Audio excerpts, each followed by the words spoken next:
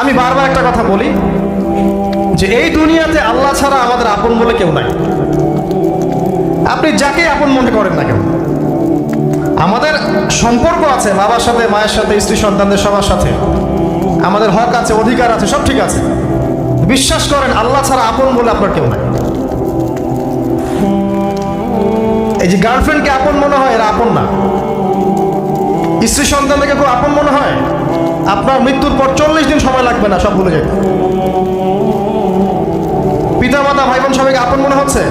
পিতামাতার স্থান বাবা মার পরে, আল্লাহ রসুলের পরে, সেটা ঠিক আছে, তো আপন আল্লাহ ছাড়া তারা নন। আপনি তাদের মনোপুতভাবে নিজে প্রতিষ্ঠিত হতে পারবেন না, তারা আপনাকে চিনবে না। বলো সারাটা জীবন তোর পিছনে এত টাকা ঢাললাম, কি করলি? কিচ্ছু করতে পারলি না।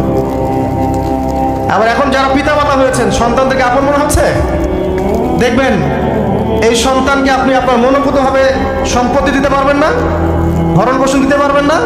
এই সন্তান বড় হয়ে আপনাকে বৃদ্ধাশ্রমে পাঠিয়ে দিতে পারে, নাউজুবিল্লাহ। অথবা আপনার সাথে এই সন্তানই খারাপ ব্যবহার করবে। আপন মনে হচ্ছে? আল্লাহ ছাড়া কেউ আপন না। আল্লাহ ছাড়া আপন কেউ না। আল্লাহ ছাড়া সত্যিকার অর্থে আপনাকে আমাকে ভালো কেউ বাসে না। শুধু আল্লাহই আপনাকে ভালোবাসে। এটা আপনারা হারে হারে উপলব্ধি করবেন যত দিন যাবে ইনশাআল্লাহ। তাই শুধু সে আল্লাহর জন্যেই নিজেকে খালেস করে দেন, আর যার যার হক তাকে তাকে দিয়ে দেন।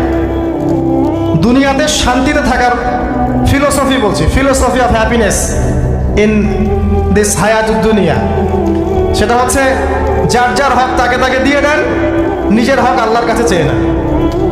আর দুনিয়াকে আপন মনে করবেন না, আল্লাহ ছাড়া কাউকে আপন মনে করবেন, আপনি সুখে থাকবেন ইনশাআল্লাহ।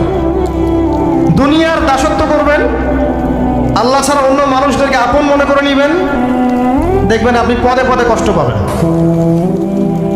কারো কাছে আশা করেন না, কষ্ট পাবেন না। আমি এই প্রসঙ্গে কথাগুলো বললাম যে দুনিয়াকে আপন মনে করতে নাই, আর আল্লাহকে আপন মনে করতে হয়।